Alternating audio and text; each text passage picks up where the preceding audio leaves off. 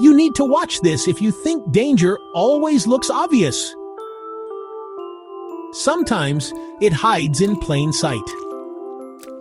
Here's a true story every Pinoy family should hear. In 1962, sa Mexico, may batang lalaki, 10 years old lang, nakapulot ng kakaibang metal sa kalsada. Maliit, mabigat, parang laruan. Uuwi siya, excited, at pinakita sa pamilya niya.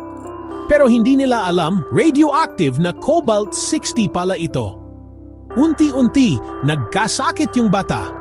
Sumunod yung nanay niya na buntis pa. Pati kapatid at lola niya, lahat tinamaan, 4 na buhay ang nawala. Walang amoy, walang apoy, walang warning. Doon lang nalaman ng mga eksperto yung laruan tahimik na naglalabas ng radiation. Hindi lahat ng panganib kitang-kita.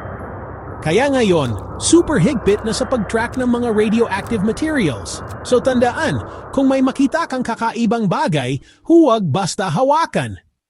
Sometimes, the most dangerous things don't look dangerous at all.